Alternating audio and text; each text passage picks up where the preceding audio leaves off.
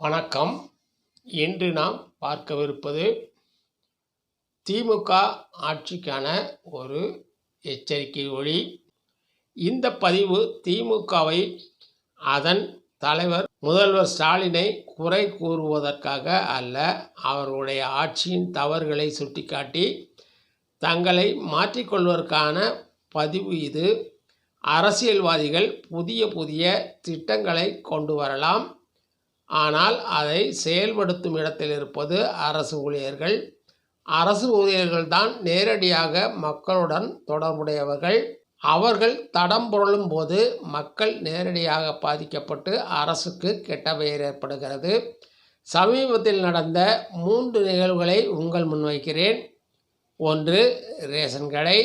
2, உங்களுடன் ஸ்டாலின் முகாம். 3, ஒரு விஓவுடைய செயல்பாடுகள். முதலில் ரேஷன் கடையை பார்க்கலாம். ரேஷன் கடையில் நான் கடைசியாக பொருட்கள் வாங்கிய போது எனக்கு கொடுக்கப்பட்ட பொருட்கள் அல்லாமல் 1 கிலோ கோதுமை என்று பில் வந்தது. கோதுமையை நான் அந்த கடையில் வாங்கியதே இல்லை. எப்பொழுது கேட்டாலும் இல்லை என்பார்கள். அதுபோல் பச்சரிசி வருஷத்தில் 1 முறை 2 முறை தந்திருப்பார்கள். ஆனால் அரசு புழுங்கல் அரிசி வேண்டாம் என்றால் அதற்கு பதிலாக பச்சரிசி வாங்கி கொள்ளலாம் என்கிறார்கள். 2 கிலோ பச்சரிசி கூட தருவதில்லை. அடுத்ததாக அரிசியை நிறுத்தே போடுவதில்லை. முதலில் 15 கிலோ அளவிற்கு ஏற்கனவே கட்டப்பட்ட ஒரு மூட்டையை தூக்கி வைக்கிறார்கள். பிறகு 2 சட்டி அரிசி எடுத்து போட்டு விடுகிறார்கள். 15 கிலோவிற்கு பதிலாக 12 கிலோ அளவில் தான் அரிசி இருக்கிறது. எல்லா பொருளுமே அளவு குறைவாக உள்ளது. இது மக்கள் நேரடியாக பாதிக்கிறது. கேட்டால் அரசிடமிருந்து வரும் எல்லா மூட்டைகளும் சரியான அளவுடன் இருப்பதில்லை என்கிறார்கள். வசதியானவர்கள் சென்று ரேஷனில் பொருட்களை வாங்குவதில்லை. நடுத்தர ஏழை மக்கள் அவர்களிடம் வாய் பேச முடியாத நிலையில் திரும்பி வந்து விடுகிறார்கள். இது அரசுக்கு கெட்ட பெயரை ஏற்படுத்தும் ஒரு செயல்பாடே. 2, உங்களுடன் ஸ்டாலின் முகாம் ஜூலை மாதத்தில் நடந்தது. நானும் என் மனைவியும் சென்றிருந்தோம். எனக்கு முதியோர் உதவித்தொகை வேண்டியும் என் மனைவிக்கு மகளிர் உரிமை தொகை வேண்டியும் ரேஷன் கார்டில் முகவரி தவறாக இருப்பதை திருத்த கோரியும் மனு கொடுக்க சென்றோம். ரேஷன் கடையில் முகவரி மாற்றத்திற்கு அங்கேயே அமர்ந்திருந்த 2 தனியார் சேவை மைய முகவர்களிடம் சென்று முகவரி மாற்றத்தை செய்து கொள்ளும்படி அறிவுறுத்தப்பட்டோம். நாங்களும் 150 ரூபாய் கொடுத்து அவர்கள் கேட்ட டாக்குமெண்ட்டை கொடுத்து மாற்றினோம். முகாமை விட்டு வெளியே வருவதற்கு முன்னாலேயே எங்கள் முகவரி மாற்ற கோரிக்கை நிராகரிக்கப்பட்டதாக மெசேஜ் வந்தது. உடனே அங்கே இருந்த பொறுப்பு அதிகாரியை அணுகினோம். அவர் யாரையோ கூப்பிட்டு பேப்பர்களை கொடுத்து இதை சரி செய்து கொடுங்கள் என்றார். உடனே அவர்களும் அதை செய்தார்கள். முகவரி மாற்றம் ஏற்கப்பட்டது. உங்களுடன் ஸ்டாலின் முகாமில் சேவை மைய தனியார்களுக்கு என்ன வேலை? எங்களுக்கு 150 ரூபாய் போனதுதான் மிச்சம். நாங்கள் கண்ட பலன்.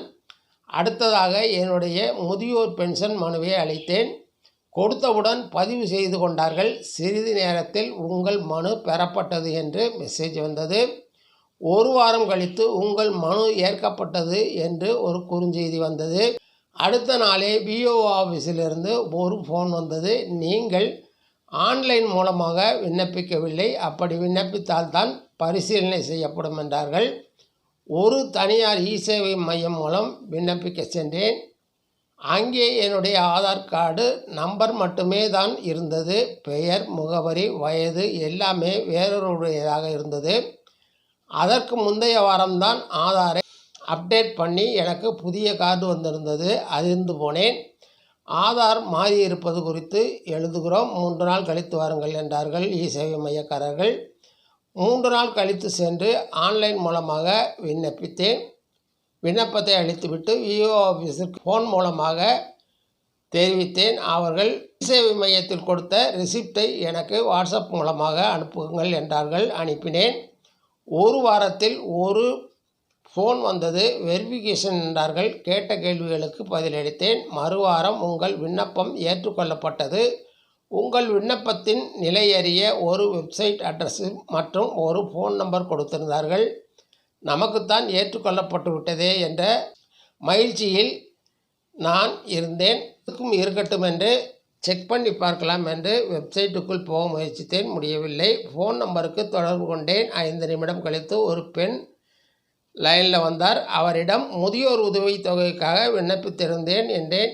என்ன சார், உங்கள் விண்ணப்பம் விதவை பென்ஷன் உதவித்தொகை என்று போட்டிருக்கிறது என்றார். அந்த பெண்மணி எனக்கு தூக்கி வாரி போட்டது. பிறகு அந்த பெண்மணியே முதியோர் உதவித்தொகை என்பதை நினைவூட்டி ஒரு கடிதம் எழுதுகிறோம், உங்களுக்கு அதன் பிறகு ஒரு மெசேஜ் வரும், காத்திருங்கள் என்றார்.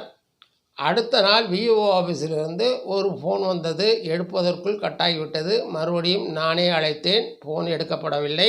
இலவு காத்த கிளி போல காத்திருக்கிறேன்.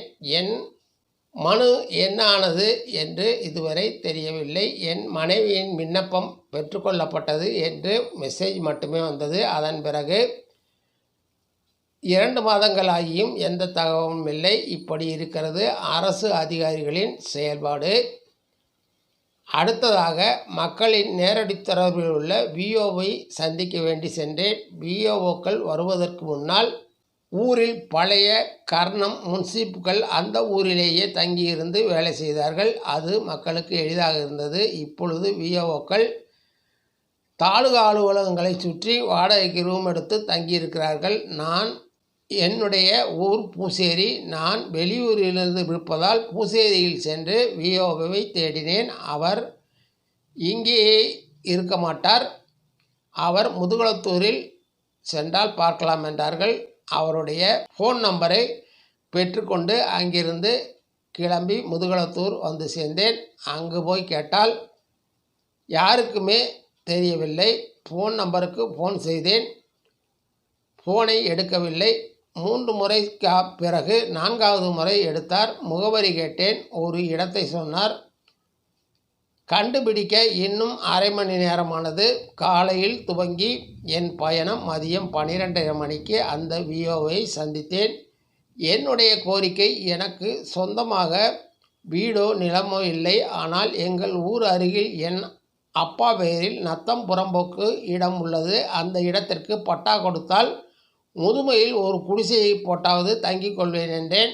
நான் போய் கொடுத்த டாக்குமெண்ட்டை வாங்கி பார்த்துவிட்டு, இது மொத்தமாக 33 பேரின் மேல் கூட்டுப்பட்டாவாக இருக்கிறது, உங்கள் இடம் அதில் எது என்றார். நானும் குறிப்பிட்டு சொன்னேன், அந்த இடத்தை வேறொருவர் பயன்படுத்துகிறார், அதை நீங்கள் சென்று சுவாதீனப்படுத்தி வாருங்கள். மேலும் இந்த 33 பேரிடம் பேசி எந்த இடம் யாருடையது, எத்தனை சென்ட் என்று பேசி முடித்து வாருங்கள். மேலும் ஊருக்குள் இருவர் பெயரை சொல்லி அவரிடம் இதுதான் உங்கள் இடம் என்று சொல்லுங்கள் என்கிறார். குறிப்பிட்ட இடம்தான் என்று இல்லை, அரசுதான் பட்டா கொடுக்கலாம் என்று அறிவித்திருக்கிறார்களே, எனக்கு ஏதோ ஒரு இடத்தை கொடுங்கள் என்றேன். அதற்கும் சம்மதிக்கவில்லை. மனுவாக பெற்றுக்கொள்ளவும் தயாராக இல்லை. கட்ட பஞ்சாயத்து செய்வது போல் காரிய சாத்தியம் இல்லாத விஷயங்களை கூறி அனுப்பிவிட்டார். 70 வயதான எனக்கு மறுபடியும் அலைந்து தெரிய முடியுமா? பொதுமக்களுக்கு அரசு தரும் சலுகைகள் இவர்கள் சரியாக செயல்படுத்தாமல் மக்களை அலையவிடுகிறார்கள். மக்கள் மத்தியில் திட்டமிட்டே அரசின் மேல் கெட்ட பெயர் ஏற்படும் விதமாக நடந்து கொள்கிறார்கள். பெரும்பாலும் அரசு துறையில் இருப்பவர்களிடம் பேசி பார்த்தபோது எங்களுக்கு பழைய ஓய்வூதியம் தருவேன் என்று எலெக்ஷனுக்கு முன்னால் வாக்குறுதி கொடுத்தார்கள். ஆனால் அதை மறந்துவிட்டு இப்பொழுது முடியாது என்கிறார்கள். இவர்கள் சொல்வதை நம்பி நாங்கள் குடும்பமாக வாக்களித்தோம். ஆனால் எங்களை ஏமாற்றி விட்டார்கள். இதனால் மக்கள் மத்தியில் அரசிற்கு கெட்ட பெயர் எடுக்கும் விதத்தில் நடந்து கொள்கிறார்கள். ஒன்று, இவர்கள் மேல் கடும் நடவடிக்கை எடுத்து நிர்வாகத்தை சீர் செய்ய வேண்டும், அல்லது இவர்கள் கோரிக்கையை ஏற்று மக்களுக்கு சரியாக சேவையை செய்ய அறிவுறுத்த வேண்டும். இது 1-2 மாதத்தில் நான் சந்தித்தவை. இன்னும் அரசு துறையில் என்னவெல்லாமோ நடக்கிறது. அரசியல்வாதிகளும் திட்டங்களை தீட்டி உழைத்தால் பத்தாது, அதை மக்களிடம் கொண்டு செல்லும் அதிகாரிகளும் ஒத்துழைக்க வேண்டும். திமுக அரசு இதை விமர்சனமாக எடுத்துக்கொள்ளாமல் உண்மையில் அக்கறையின் வெளிப்பாடு என்பதை உணர்ந்து கொண்டு அதற்கான நடவடிக்கையை எடுக்க வேண்டும் என்று கேட்டுக்கொள்கிறேன். நன்றி, வணக்கம். மீண்டும் சந்திப்போம்.